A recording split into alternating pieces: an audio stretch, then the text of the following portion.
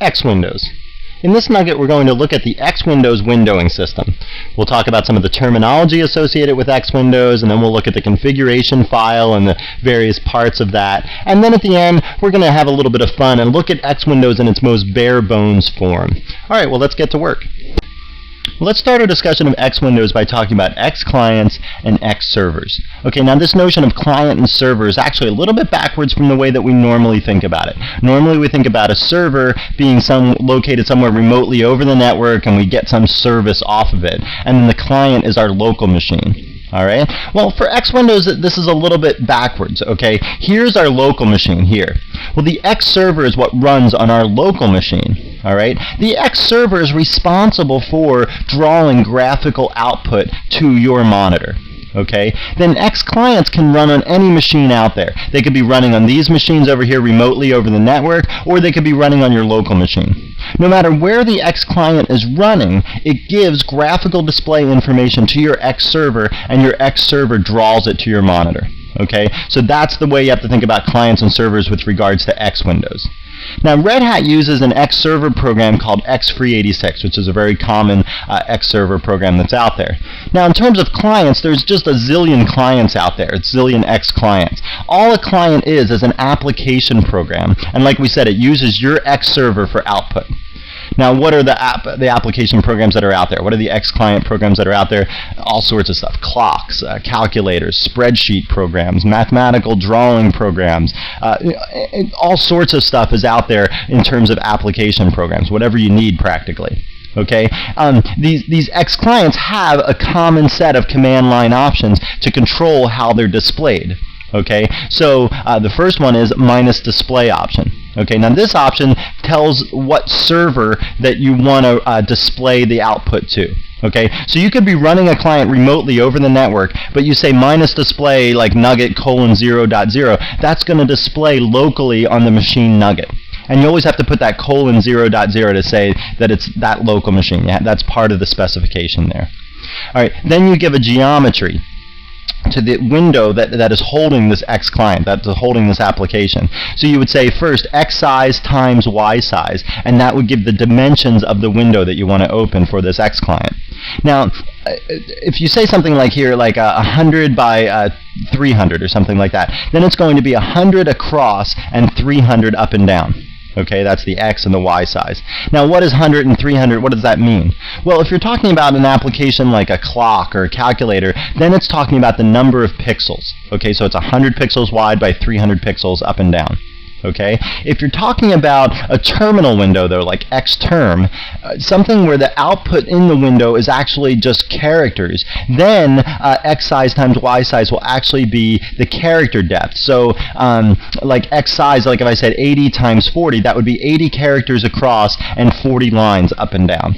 Okay, so it's just a little bit different for Xterm. Pretty much everything else is counting pixels. Okay, there's also a plus X offset and a plus Y offset if you want to control where it comes up on the screen. So X offset would be the offset in pixels from the left side of the screen, and Y offset would be the offset in pixels from the top of the screen.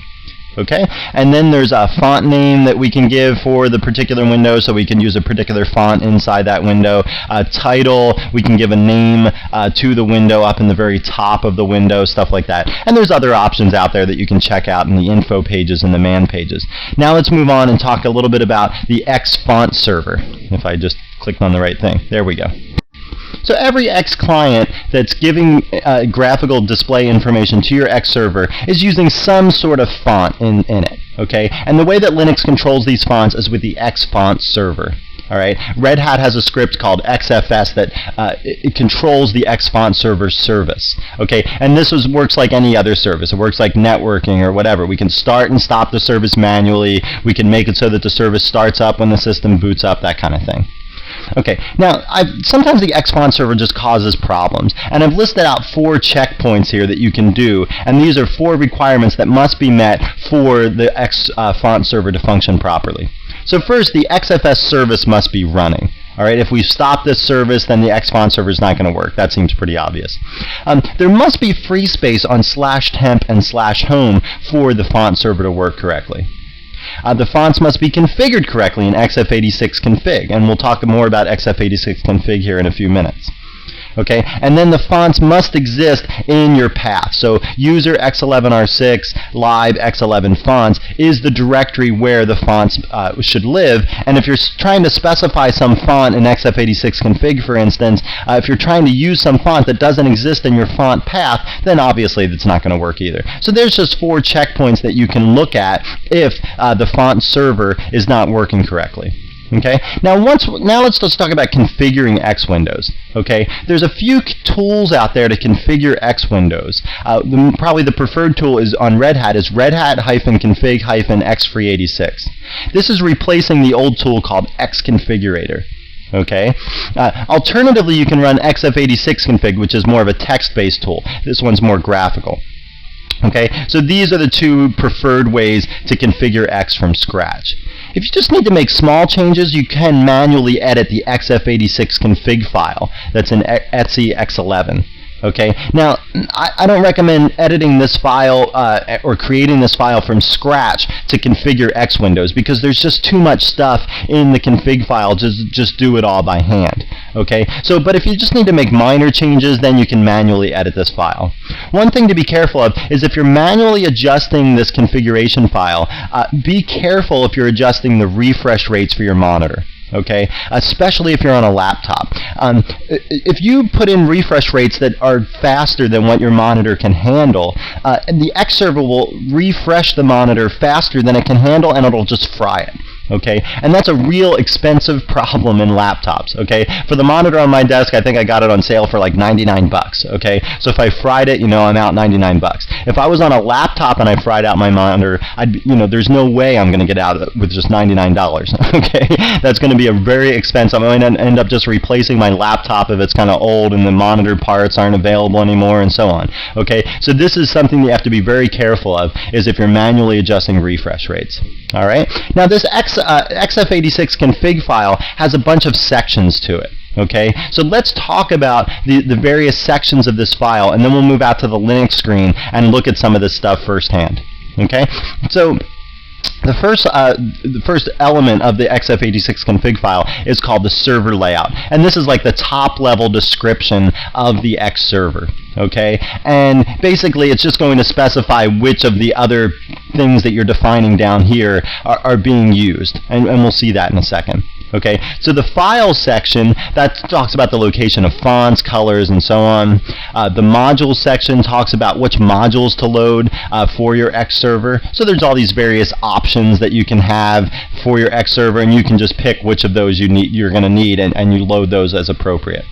Okay, input devices defines keyboards, mice, and things like that, like how many keys your keyboards have, how many buttons are on your mouse, that sort of stuff. Monitor defines the monitor's capabilities, like we were talking about, refresh rates, resolution capabilities, that sort of stuff. Device is for graphics card information, so the brand name or the chipset on your graphics card. And then the screen defines things like resolution and color depth. Okay, so between all these options, you're really defining the X server in whole, and you can define under any one of these things, you can define multiple input devices or multiple monitors or multiple devices, and then under server layout you can pick and choose which one you're using at any given time. Okay, and if you're moving around from computer to computer, then that's where this makes sense, right? So that if you're moving from computer to computer with different hardware, different graphics cards, things like that, you can have one xf86 config file that controls all those different systems. Okay, now let's move out to the Linux screen, take a look at an xf86 config file, and then let's take a look at some Windows before window managers take hold. So we haven't even gotten to talk about window managers yet. Window managers control sort of the next layer of display output, and let's just look at what the windows look like without window managers, and then we'll bring in some window managers and talk about which ones are available and how to use them. The first thing I want to do here at the Linux screen is just show you a quick little tour of the info page for the xf86 config file. So if I type apropos, remember this from the introductory videos, and I'm going to type xf86 config. Remember, apropos just searches through all the man pages and info pages for every one that contains this word xf86 config. So I'm going to do that, and it brings up 2 entries here. one of the entries, the first one, has a capital X, F, and C there, and that is the info page for the configuration file for X386. That's the one we want to look at.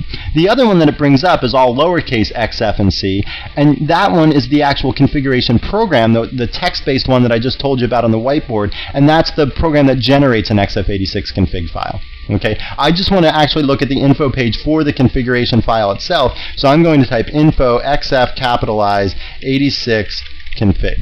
Alright, now this is the info page for the actual configuration file. And this info page is long. It's probably, I don't know, 50 pages long or something ridiculous. Most of the stuff in this info page you're never ever going to use. But I want to let you know it's here, and I want to sort of show you how it's laid out so that you can find something in here if you need some detailed piece of information. So I'm going to page down here a little bit, and I'm just going to show you this section here. So the section names are as follows, right? Just like I listed on the whiteboard. Okay, it gives you the name of each section and a little quick description of what it does. Okay, what that section's responsible for. If we page down through the info page, you'll see here it starts and it's laid out in sort of the same way. There's a file section in the info page that tells you the various things that you can do in the file section of the XF86 config file. Okay, so if you need to set a font path, you say font path and you specify the path inside of double quotes. Okay, and that's how you set a font path in your config file. If I page down farther, you'll see there's a server flag section. If I page down even farther, I think next is modules. There's the module section. Okay, so if you want to load a particular module when X Windows starts up, you would say load, and you would put the module name in quotes. Okay, if you want to see what modules are out there, you can see here it says to see what font and extension modules are available, check the contents of the following directories. So if you go in there, you can poke around to see what extensions and modules are available to you that you have on your system. Okay, page down further, there's the input device section. Okay, each of these sections starts with an identifier. Okay, so the identifier is just like some name that we choose so that we remember what that is that we set up. Okay, so I could name this, you know, keyboard 0, or I could name it like, you know, maybe I bought a bunch of Hewlett-Packard keyboards for this network, for this environment, and I could name it like HP keyboard or something like that. Okay, and so you can name the identifier name is just your way to remember it. Then the rest of the stuff is things that you specify that has to be particular to the way that the XF86 config file is expecting it. Okay. And we'll look at an XF86 config file here in a second, and you'll see how this is set up by the configuration programs. Okay, I'm going to page down a little bit more. There's the device section, and then you know, we go down further, more even still, and then there's going to be then there's going to be the monitor section. The video adapter section. They say here nobody wants to say how this works. Maybe nobody knows. We don't want to know anything about it either. Okay, so I'm not going to break the silence of the vow of telling people how this works. I don't really even know either. So okay, so we go down further and you can see all the different options. Okay, there's the mode section and so on. Okay, so there's a little tour of the info page for this. Now let's go back out to the Linux screen and look at the actual the configuration file that the configuration program set up at installation time. Alright, well now let's look through the XF86 config file that was generated by the installation program. So what I'm going to do here is I'm just going to type more /etc /x11 /xf86 config. Okay. Fingers are a little rusty today. Alright, so here's the file. We're going to go through it page by page. The first thing here is this, the first section that's in this file is for the server layout. Okay, this is like the high-level description of what the X server is set up to be. Okay, and you can see here under the identifier given to it is just the default layout. Screen here is screen 0, input device is mouse 0, input device is keyboard 0. These identifiers here, screen 0, mouse 0, keyboard 0, are the names that the installation program gave the various sections down below. So when we go down below and look at the mouse settings, the identifier for that mouse setting is going to be mouse 0. So here, by saying that the screen that we want to choose is screen 0, the input device is mouse 0, that says go ahead and use the settings down below in the file that were set up under those names. Okay. The next section here is the file section. This is where we load the RGB path and the font path for the colors and the fonts for our X Windows. Here is the modules section, and you can see there's the various modules that get loaded. Okay, then there's the input device section. Notice all the comments here. Okay, everything that starts with a sharp sign or a hash mark here, this is a comment.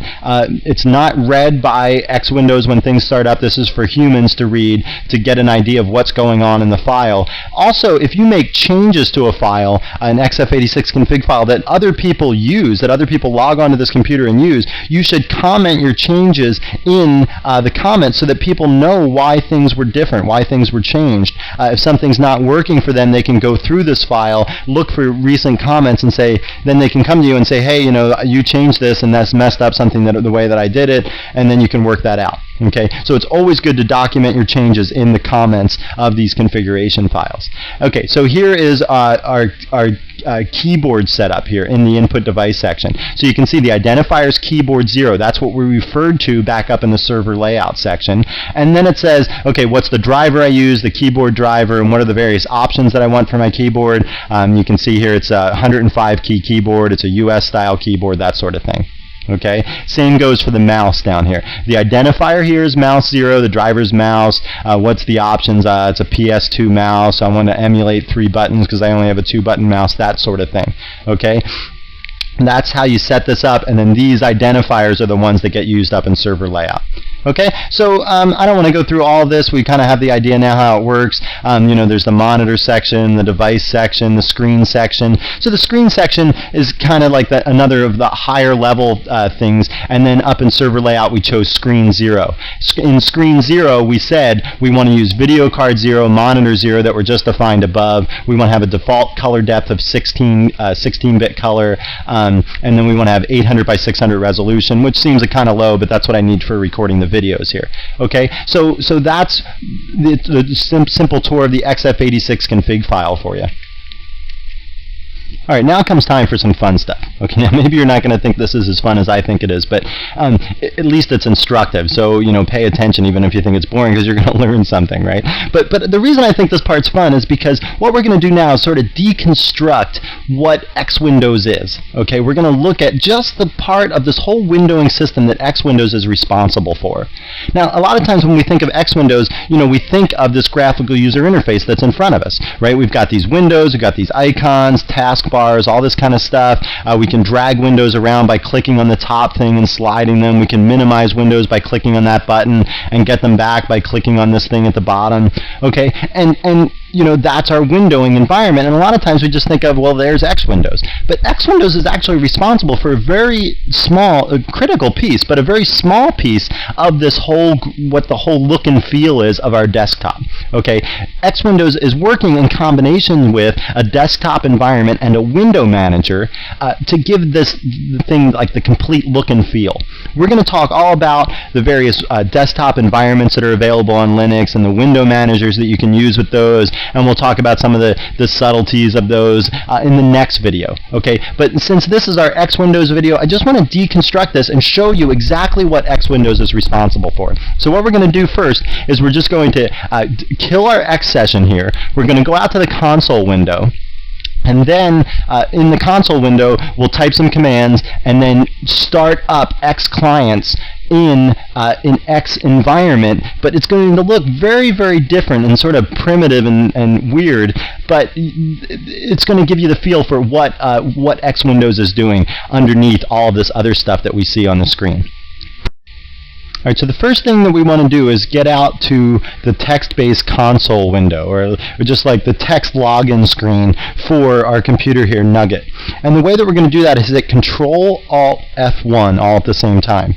Alright, now forgive any weirdness that happens in the video here, because what's going to happen is when we do that, the resolution size of the screen is going to change on my computer, and some other weird things are going to happen. So just ignore that stuff and keep track of what is actually going on. So what I'm going to do here first is I'm just going to hit Control-Alt-F1, and we're going to log into this computer, Nugget, and then once we're there, then we'll stop the X server that's running on Nugget, and we'll start up things one by one, like X clients and so on, without the help of a window manager or desktop environment. Okay, so Control-Alt-F1 is our first step. Let's hit it right now.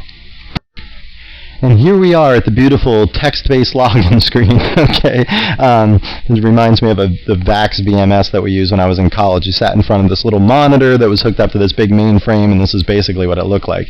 Okay, so I'm going to type my login name. I'm going to type my password here. Okay, and now I'm logged in to Nugget in the text-based version, okay, and without any graphical user interface stuff going on. Okay, so the first thing I'm going to do is switch over to be the super user because I'm going to stop some processes here or change the run levels. Actually, what I'm going to do, I typed that incorrectly. My nimble fingers for today. Okay, so now we're logged in as root, and the first thing that I'm going to do here is change the run level over to run level 3.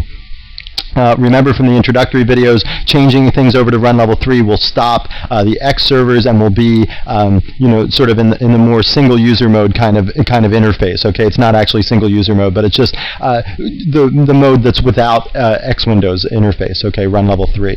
All right, so I'm going to do that, and that's going to stop. It says switching to run level 3, sending the term signals. A couple other lines are going to pop up here for things that have been stopped. Okay, and now we're back to our prompt.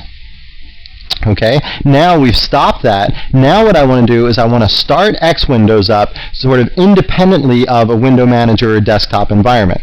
Now the way I'm going to do that is I'm going to type capital X, that's the command to start X Windows, and then I'm going to put the ampersand after it so that it starts in the background. Remember that from the introductory videos too, is this will start X Windows as sort of a background process. And again, our screen resolution is going to change, and you're going to see a real primitive version of X Windows showing up here in a second. So I'm going to hit enter, and then we're going to see the new or the primitive version of X Windows pop up here. All right,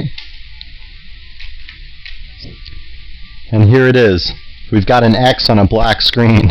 Okay, so this is X Windows. This is X Windows at its most primitive form. All right, this is not very exciting at all. So now what I want to do is I want to go back to that console screen again. See, I find this to be really fun. I know you guys are probably not thinking this is quite as fun as I do. But okay, so this is X Windows in its most primitive environment. We're going to switch back to the console screen again, and now at the console screen we're going to start up some X clients, and then they're going to pop up on this screen when we come back here again. So let's go back to the console again. Again, Control Alt F1. We'll go back to the console, and we'll be right where we left off. All right, so here we are back at the console. I'm just going to hit enter here to get a command prompt back up. It printed some messages to the screen while we were gone. We don't really have to look at those. But now what I want to do is I want to type, I want to start up a display here. So in that window, what I'm going to do is I'm going to type xterm minus display, and what I can do is I can just type localhost :0.0. Okay, so this is going to start up an X terminal. There's our X client option. Remember, we were talking about the options that we can give to X client. One of those options is minus display, and localhost is the place that we want the display to be. So it's going to display on this machine that I'm on right now. Okay, I'm going to put an ampersand after that again. Okay, and I'm going to hit enter. All right, now I do that. Background processes is started. Okay, and now what we want to do is we want to switch back out to that X window display, the one that was the ugly black screen with the X on it, and we do that by hitting Alt F7. So I do Alt F7, I'm going to go back out to that display, and I'll see you there. All right, well here we are. We've got our X terminal window now in our X session, okay, and it doesn't look anything like what we saw before when we had the desktop environment and the window manager working for us too. This is only X Windows that's working right now. Okay, so what can we do in this terminal window? Well, we could do anything we could do in a terminal window before. We can type ls, we can cd up to the etc directory and do an ls and pipe it through more and so on, and look at that. I can hit Control-C. Okay, all the stuff I could do in a terminal before, I can do in this terminal now. What I can't do is deal with this window, right? I can't move this window around. I don't have a title bar up here to click on and drag. I don't have a minimize or maximize or a close button up here. The only graphical thing I have available to me is this scroll bar over here, right? That's the only thing that I have available to me, okay, in terms of graphics. I can type any of the commands I could before, I just don't have all the graphical capabilities. All right? Now, there's other X clients that we can start from this terminal window. All right, let's look at some of those. They're in user x11r6 bin, and let's list the ones that start with X. So I'll say LSX star, and star stands for anything. So anything that starts with X we'll list, and here's a big list of things that start with X. These are all X clients that we can start from the command line and have them show up here on the screen. Okay, so let's type X clock first. Okay, so I'll type X clock minus display localhost colon 0.0. Okay, so I'll do that, I'll hit enter, and boom, there's my X clock. Alright, well, where did it show up? Its default for showing up was in the upper right hand corner. Alright, well, that stinks because now I can't even read my whole screen anymore. I can't move this window because I don't have any of these title bars. Okay, so I'm just going to hit Control-C and get it out of the way there. Alright, now I can start it. I'll do the same thing I did before, use the history, the up arrow there to get back that same command. But now I'm going to add on the geometry qualifier. So remember the other options that we could use when we start up X clients. There's display and geometry are probably the two most common ones. And now what I'm going to do is I'm going to make it 50 pixels by 50 pixels big. Okay, and I wanted to situate it down here in the lower right hand corner. And remember when I told you about the offsets as part of the options for geometry, you would say something like plus 100 plus 200, and that would move it in 100 pixels from the right and 200 pixels from the top. Well, you can also work from all the other corners too. Okay, if I put in a minus 0 here instead of plus 0 plus 0, well, minus 0 relates to the lower right hand corner. Okay, so this says 0 pixels from the right and 0 pixels from the bottom. Okay, so let me just hit enter here. I'm going to put an ampersand so it runs in the background. And now we've got our X clock again running. It sits down here in the lower right hand corner. It's 50 pixels square. Okay, but I still can't move it or do anything. That's all window manager stuff. Right? Another one that's pretty fun in here is XEyes. Okay, so I'm going to type XEyes, same thing again. Okay, minus display localhost localhost colon 0.0 minus geometry. I'm going to make this one a little bit bigger. And now I want this one, let's put this one up in the upper right hand corner. So how would we do that? Well, we would do 0 pixels from the right, that was minus 0, and 0 pixels from the top, that's plus 0. Okay, so the first coordinate is always the X offset, the second coordinate is always the Y offset. Okay, and again I'll hit ampersand to put it up there, and there's the XEyes. Notice they'll just follow my cursor around. You can go right in between and make them cross-eyed. Okay, somebody had a lot of time on their hands, right? Okay, so if you're paranoid and you don't like people watching you, maybe you just want to kill this process. I just kind of like doing this and making the eyes all jiggy. Okay, so this is X Windows at its primitive. I think this is really neat because now when we go to talk about desktop environments and window managers in the next video, then you'll see sort of, okay, well that's what the desktop environment and the window manager provides on top of X Windows. This is all X Windows provides. We can run all sorts of applications. We have real functionality. We're just losing all that nice stuff that the graphical user interface provided that we're used to. That, you know, a lot of people just think that's X Windows, but it's not, and that's what this little lesson here shows you. Okay, so so that's it. So now let's wrap up and kind of wrap up what we did in this video. Alright, well it's time to wrap up our nugget on X Windows. We first started by talking about the differences between the X server and the X client and got some terminology straight there. Remember, the X server runs on your local machine and it's responsible for displaying the graphics to the machine. We talked about the XF86 config file, looked at the info page for that, and also scanned through the one that was created by our installation program. Remember the configuration programs, Red Hat config, XFree86, and XF86 config. This one's graphical based, this one's text based. We actually looked at this one in the introductory videos. I didn't even go through these in this video just because they're so self-explanatory. They just follow exactly the same steps that we went through in the installation program in the introductory videos. You fill in a monitor type, a screen resolution, and video card, and that sort of stuff. This is very self-explanatory.